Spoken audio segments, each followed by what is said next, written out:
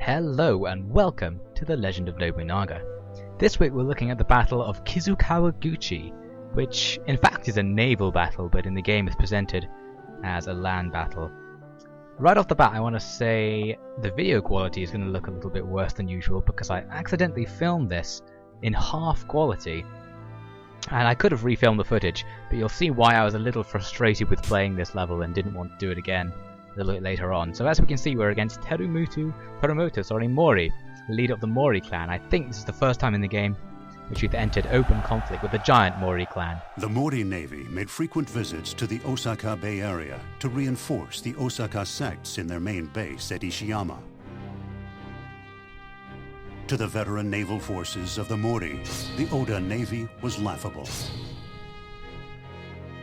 When Oda forces surrounded Ishiyama, the Mori Navy suddenly appeared in Osaka Bay and landed a relief force. They were unaware, as yet, that this had been foreseen by Nobunaga. I'll say right off the bat that Nobunaga didn't foresee them landing forces. They didn't land forces at all, historically, which I'll mention in a minute. Really, this was all an inevitability. So let's have a look at what Nobunaga's up to in the legend.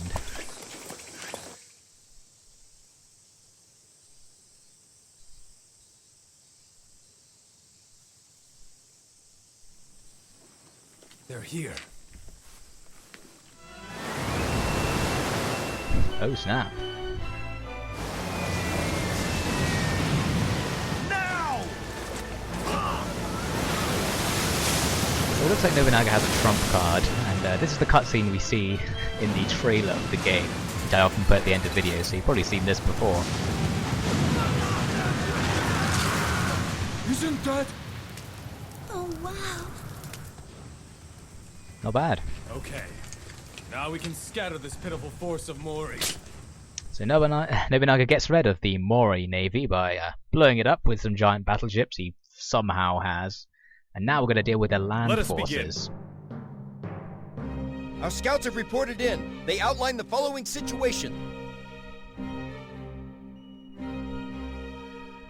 As I said, there wasn't really any land battle, so the game had to make something up here. We shall win this battle if we defeat our enemy, the Mori forces. If the enemy officers are able to retreat past this point, we will have lost. Keep that in mind, folks. Terumoto Mori is positioned in this area.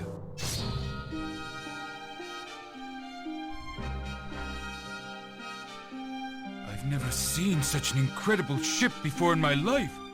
There's no doubt that we will win this fight. Lord Nobunaga, may we know your plans for deployment? Nagahide seems convinced that these ships are going to come onto land and help us take out the land forces, and to a certain extent he's correct, as we'll see in the level. Anyway, so I need to start deploying my forces. Now, because the game has split my army up, I'm only allowed to choose from a limited number of officers. So I'm going to have to be a bit more creative with my lineup. We can see the field is covered in Mori officers. They're just absolutely everywhere, all facing off against me, including Musashi Miyamoto there at the back, who I'll talk more about a little bit later. And the objective of this battle is to stop the enemy from reaching the bottom of the screen, basically. It's almost like one of those arcade games, like Space Invaders. The enemy are going to be coming down towards the bottom of the screen, and if they get there, you lose. So you have to try and micromanage your units to stop it happening. With that in mind, I thought I was going to deploy as much cavalry as I could, but I didn't really have that much cavalry, or at least I could have changed some of my officers to be using cavalry, but I didn't have that many officers who were good with cavalry, because I only really want to use unit types that the officers are experienced with, because you get very large stat bonuses if you do that.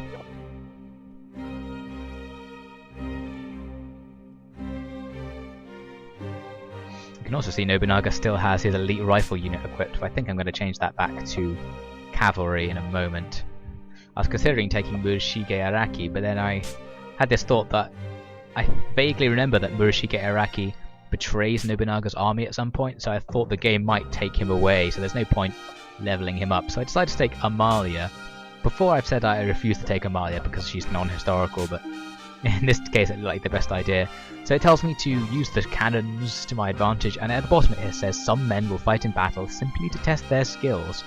Now the conditions often have cryptic messages like that, and this time I actually worked out what it meant, which I was very happy about, and we'll see I discover the meaning later on. So my first move was to just block off these passages that the enemy are going to assumably try and come down. And I'm going to have to just take it from there and see how the enemies move.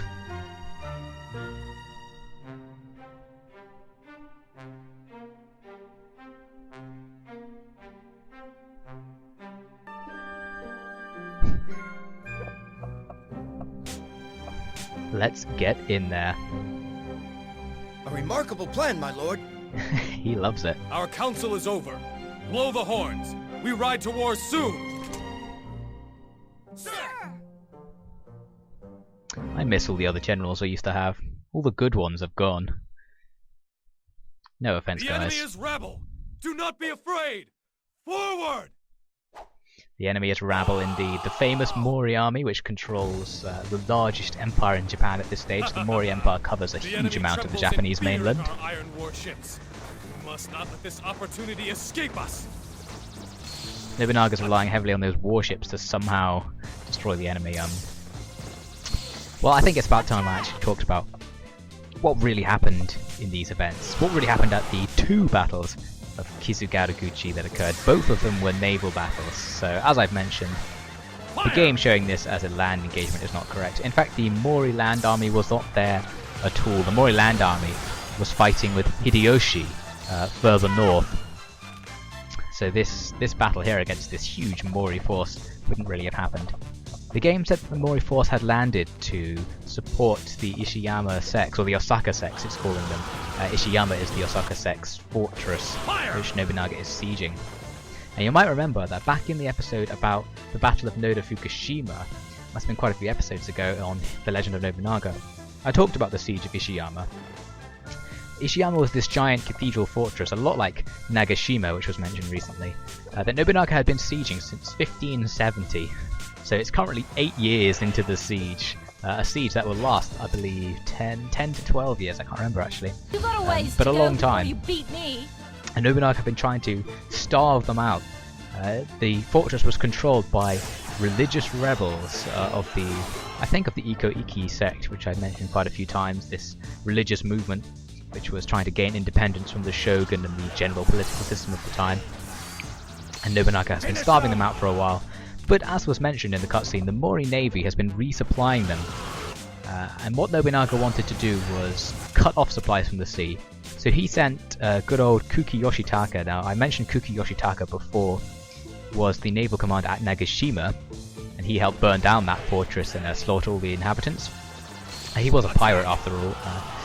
And he was back again in this battle to lead a Oda fleet to block off the entrances to Ishiyama Castle from the sea, and he did so. And as the game said, the Mori Navy simply showed up and completely obliterated the Oda Navy force.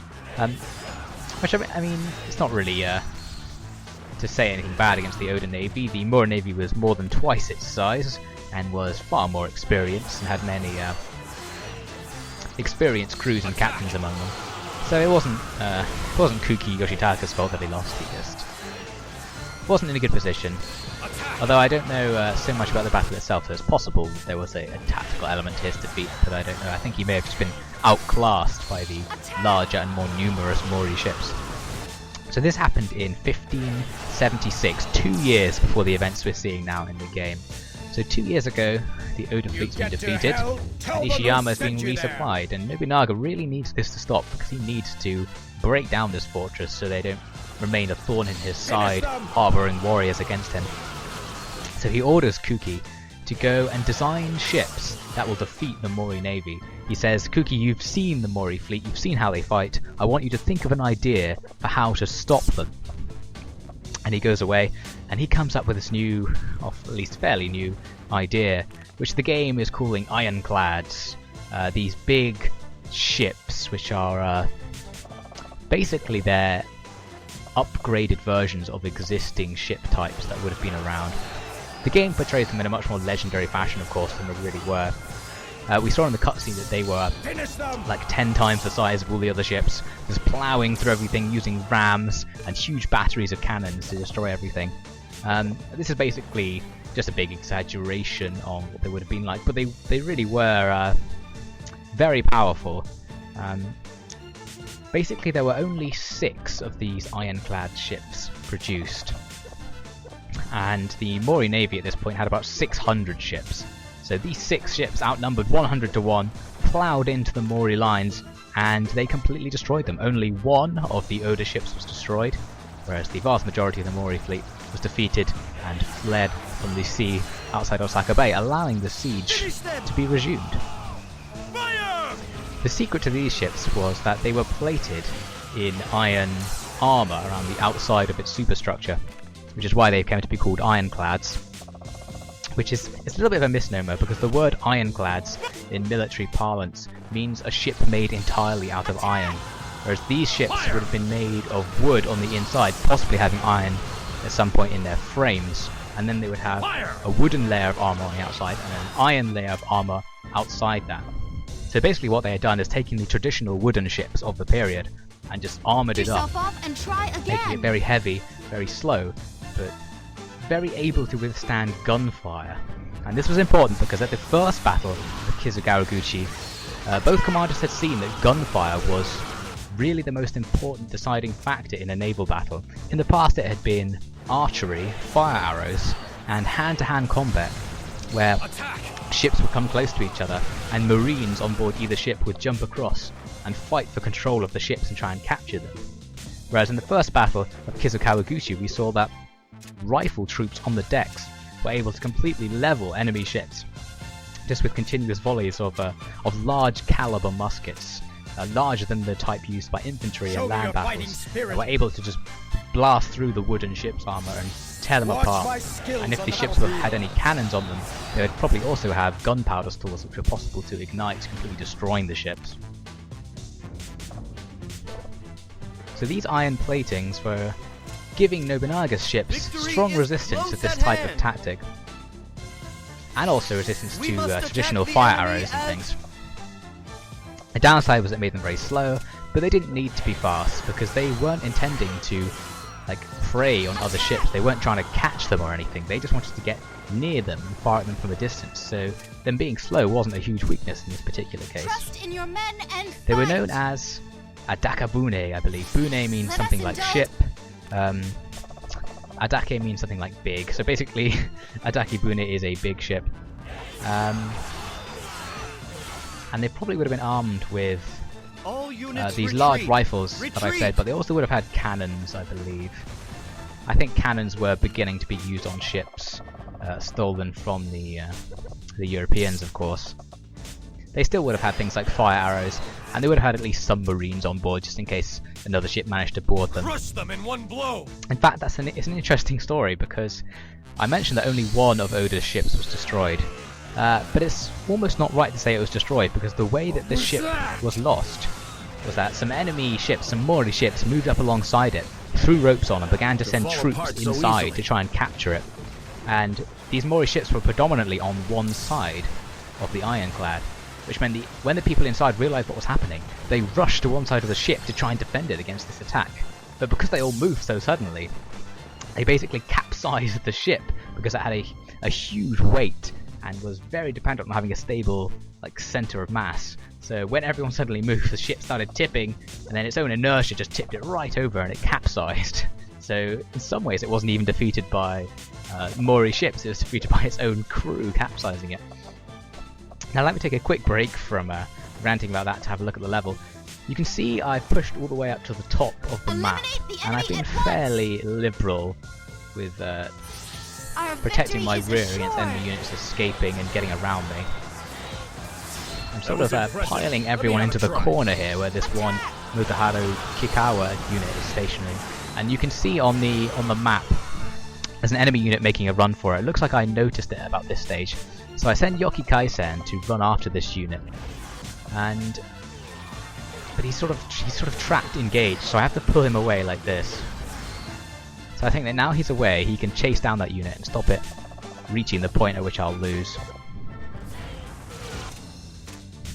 Victory And I is use Gale in close order at to hand. increase the speed at which he's going to chase this guy, which is It's a tactic time you might have seen me using slightly earlier in the level as well, and it worked that time.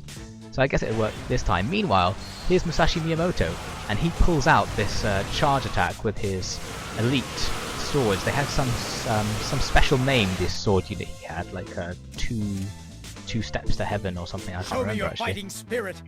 But they were very powerful, and they proved a big match for both Nobunaga and Masanori. Now, Musashi is the most famous samurai of this Sengoku Jidai era, so I can see why they put him in the game. However, he did not exist at this period in time. He was born in, say, when was it? It was definitely the 1580s, like 1584, and this is taking place in 1578. So Musashi definitely would not have been in the Mori army at this stage. He didn't go into military service until after the Sengoku Jidai era, actually. He was more of what was called a Ronin samurai. A samurai who would stalk the lands just looking for opponents rather than fighting in the wars. You can see here that Joki Kaisen has abandoned his duty to stop the enemy unit and decided to just pile in on Motoharu there. So this is a big problem, because now there's an enemy unit way out of my range. I can't possibly catch him. So I just send everything I have after him, hoping that the little fence that's in front of the area the enemy needs to get to will stop him for a while, and I can then kill him before he breaks through the fence. No one. I'm sending all of my units now, and I'm going to be spamming all the Gale skills I can find to make them run faster. Fight is won, and victory is guaranteed. Now let's think, is there anything else I can say about the Odaka Bune or ironclads? They would have been powered by oars, so they would have been very slow because it would have just been oarsmen pushing these huge heavy ships through the water.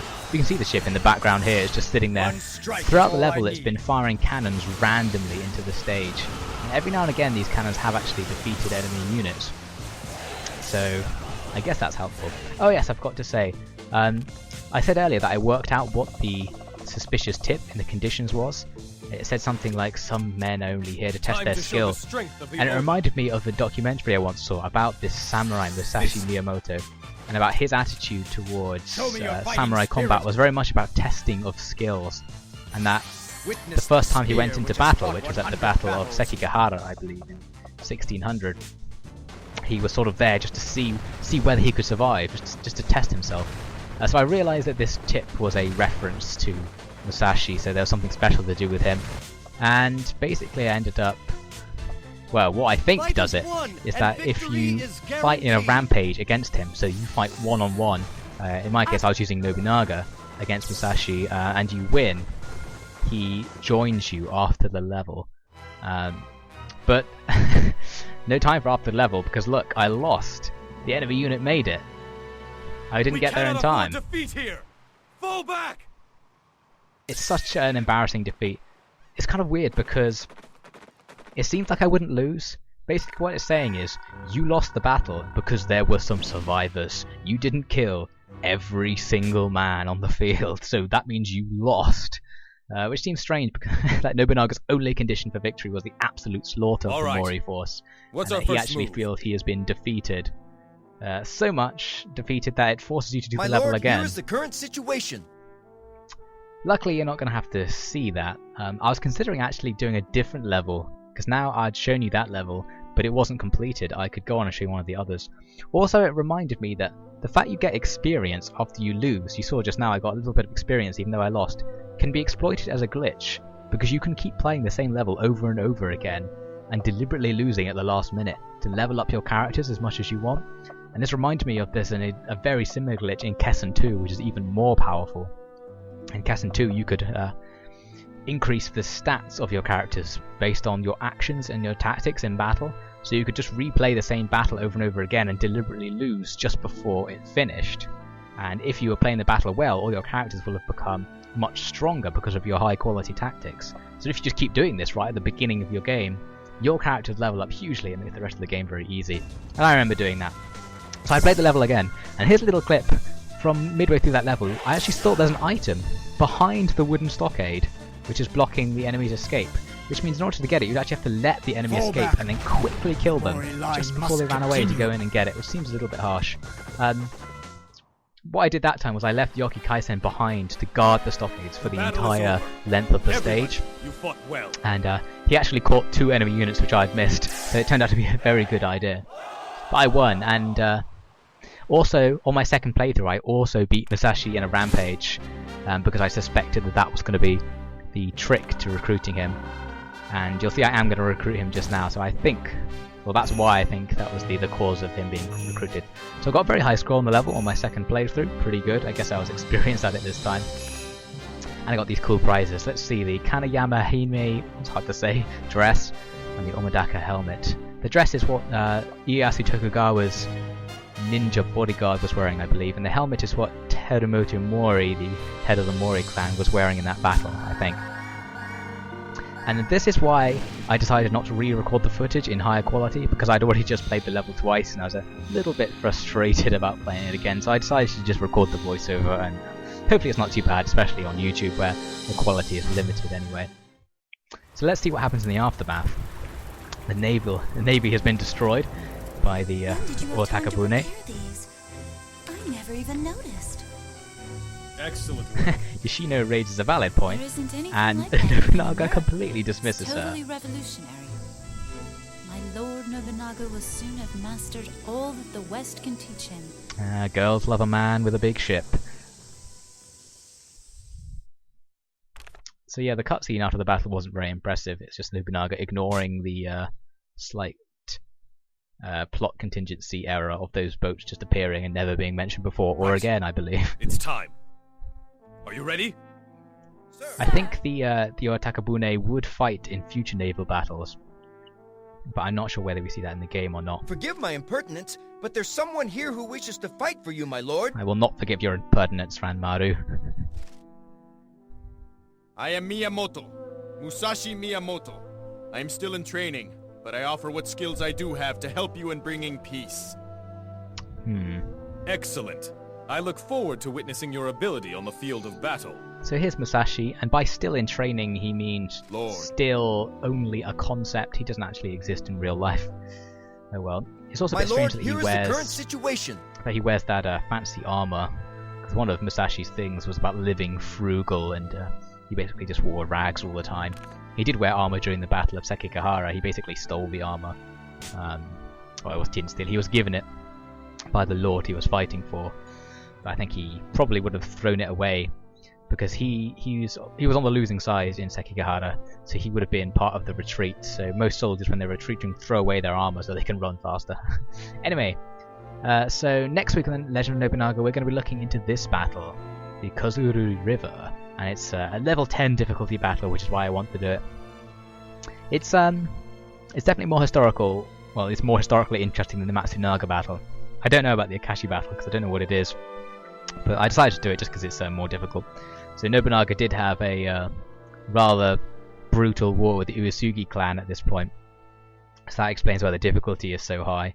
So I thought I'd give it a try anyway and show you what the level's like, test my skills. The last time we saw a level 10 difficulty battle, it was actually pretty easy. I managed to get through without really losing anything. So hopefully this time it'll be a true challenge. Maybe I'll even lose again. So that is pretty embarrassing that I lost. It's hard to say. It's kind of a shame that the battle wasn't a naval battle in the game. I remember in Kessen 2, sorry to mention Kessen 2 again, it's a blast from the past, but in Kessen 2, their game engine had support for naval battles, so you could fight with ships as well as on land. Whereas this game only really works for land battles the way they've set it up. So you can see why they had to edit things a little bit. I think there might be at least one more naval battle that is turned into a land battle for the sake of this game. I can't really remember. It was many years since I played it, but oh well. So that's my first defeat in Kessen 3. You've seen it here live. Anyway, I'll see you next time on The Legend of Nobunaga, where we're going to be facing this more difficult battle and our first encounter with the Uesugi clan. The Uesugi clan has, for the most part, been friendly towards Nobunaga because they were the mutual enemies of Takeda, but now that Takeda is so weak after their defeat at Nagashino, Uesugi is beginning to turn against Nobunaga, especially because Nobunaga, building this castle at Azuchi, as was mentioned last week, has basically completely blocked their access to Kyoto and to the capital, and blocked their access to power, essentially. And it's an affront to their territory, because it means he's really putting pressure on an area like the Echizen and North area, which were kind of the Uesugi's territory. At least they were in their sphere of influence, you could say. It was the area which they regarded as being theirs, even though they weren't controlling it. But I guess I'll talk about all these causes of the conflict last time as we see the conflict play out in the game. So until then, I'll wish you a very good week, and I'll see you next time in The Legend of Nobunaga. But one quick note is that if you're following along with this series as it comes out week on week, the next episode might be a little bit late due to various real-life things I have to deal with. So if it doesn't appear dead on time next time, don't be worried. Anyway, see you next time.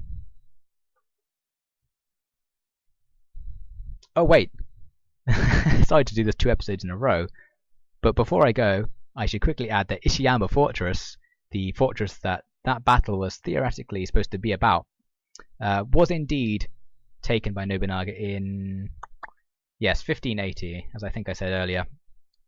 And as I mentioned in the Noda Fukushima episode, the way it was taken was that Nobunaga forced the emperor to write the defenders a letter begging them to surrender, and they decided to take it. So Nobunaga, this battle we just saw, did allow him to continue sieging the fortress for 2 years and cut off their food supply, but it was actually the intervention of the emperor that eventually ended the siege and ended the conflict with these Iko-Iki. And I believe Nobunaga didn't kill them all, which was very good for him, because he had a tendency to kill everyone when one of his enemies suddenly became weak. Anyway, enough about that. I'll see you next time on The Legend of Nobunaga.